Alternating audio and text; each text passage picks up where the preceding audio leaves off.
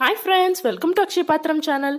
சிம்பிளாக 4 பொருட்கள் வச்சு வீட்டிலேயே அட்டகாசமான மேங்கோ புடிங் எப்படி செய்யறதுன்னு தெரிஞ்சுக்கணுமா? இந்த வீடியோவை கடைசி வரைக்கும் பாருங்க. இந்த புடிங் செய்யறதுக்கு 1/4 கப் அளவுக்கு கஸ்டர்ட் பவுடர், 1/2 கப் அளவுக்கு சர்க்கரை, 1 கப் அளவுக்கு மாம்பழத்தை மிக்சியில் அடிச்சு பியூரி பண்ணி எடுத்து வச்சிருக்கேன். அது கூட 500 ml பால் எடுத்திருக்கேன். இதே கப்பில் 2 கப் அளவுக்கு பால் எடுத்திருக்கேன். முதல்ல 1/4 கப் கஸ்டர்ட் பவுடரை கொஞ்சம் போல் பாலில் நல்லா கரைச்சி தனியாக எடுத்து வச்சுக்கலாம். இது நம்ம எதுக்கு பண்ணுறோன்னா, கஸ்டர்ட் பவுடரை டைரெக்டாக கொதிக்கிற பாலில் சேர்க்கும் போது கட்டி கட்டியாக ஆயிரும். அதுக்கு பதிலாக நம்ம முதவே ஆறின பாலில் கொஞ்சமாக கரைச்சி எடுத்து வச்சுக்கலாம்.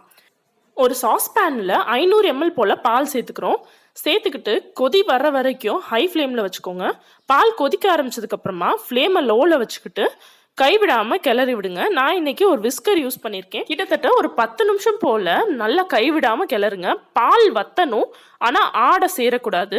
இப்போ பாருங்கள், 10 நிமிஷம் கழிச்சு பால் நல்லா வத்திடுச்சு, ஆடை சேரலை. ஆடை சேராத மாதிரி நீங்கள் கிளறிக்கிட்டிங்கன்னா தான் புடிங் ஸ்மூத்தாக இருக்கும். ஆடை சேர்ந்துச்சுன்னா புடிங் சாப்பிட்றப்ப நல்லா இருக்காது, ஸ்மூத்தாக இருக்காது. இப்போ நம்ம கரைச்சி வச்சுருக்க கஸ்டர்ட் பவுடர் மிக்சரையும் சேர்த்துக்கலாம். சேர்த்துக்கிட்டு ஃப்ளேமை லோலே வச்சுக்கோங்க. லோவில் வச்சுட்டு நல்லா ஒரு தடவை மிக்ஸ் பண்ணிக்கலாம். 1 நிமிஷத்துக்குள்ள நல்லா திக்காயிரும். பாருங்க எவ்வளோ திக்காயிடுச்சுன்னு. கஸ்டர்ட் பவுடர் இல்லைன்னா கஸ்டர்ட் பவுடருக்கு பதிலாக 2 டேபிள் ஸ்பூன் அளவுக்கு கார்ன்ஃப்ளவர் பவுடரும் 1/4 கப் அளவுக்கு பால் பவுடரும் சேர்த்துக்கலாம். அது கூட கலருக்காக நம்ம வீட்டில் யூஸ் பண்ணுற கேசரி கலர் சேர்த்துக்கலாம். இப்படி செஞ்சாலும் அதே டேஸ்ட் தான் வரும். இப்போ பாருங்க, 2 நிமிஷம் கழிச்சு நம்ம சேர்த்த கஸ்டர்ட் பவுடர் எவ்வளோ திக்காயிடுச்சுன்னு.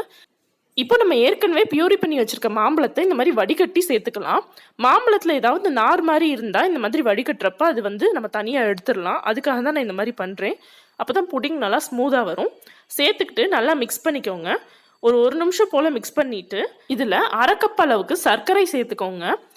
சர்க்கரை நல்லா கரைஞ்சிட்டு மறுபடியும் புடிங் நல்லா திக்காகிற வரைக்கும் நம்ம இதை கிளறிக்கலாம். கிட்டத்தட்ட 5 நிமிஷம் போல் ஆகும். இப்போ 5 நிமிஷம் கழித்து பாருங்கள், நல்லா திக்காயிடுச்சு. இந்த புடிங் செய்கிறப்ப நம்ம கவனிக்க வேண்டிய விஷயம் என்னென்னா, ஆரம்பத்தில் நம்ம பால் கொதி வர வரைக்கும் தான் ஃப்ளேமை ஹையில் வைக்கணும். அதுக்கப்புறம் ஃபுல்லாகவே ஃப்ளேம் லோவில் தான் இருக்கணும். இப்போ புடிங்க அடுப்புலேருந்து எடுத்ததுக்கப்புறமும் லைட்டாக ஆறுற வரைக்கும் நான் மிக்ஸ் பண்ணிக்கிட்டேன். நீங்கள் எந்த பவுல்லோ இல்லை கிளாஸ்லையோ சர்வ் பண்ண போகிறீங்களோ அதிலே இதை டேரெக்டாக சேர்த்துக்கணும்.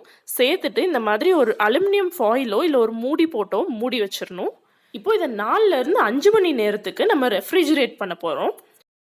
பாருங்க, 5 மணி நேரம் கழிச்சு புடிங் சூப்பராக செட் ஆயிடுச்சு.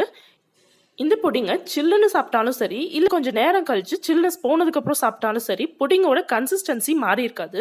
நான் இன்னைக்கு செஞ்சிருக்க அளவு கிட்டத்தட்ட 4 பேருக்கு போதுமான அளவு இருக்கும். உங்களுக்கு இந்த வீடியோ பிடிச்சிருந்தா லைக் பண்ணுங்க, உங்க ஃப்ரெண்ட்ஸ் கூட ஷேர் பண்ணுங்க, கமெண்ட் பண்ணுங்க. மறக்காம அக்ஷய பாத்திரம் சேனலை சப்ஸ்கிரைப் பண்ணி பக்கத்தில் இருக்க பெல் ஐக்கானை கிளிக் பண்ணிருங்க. பாய்.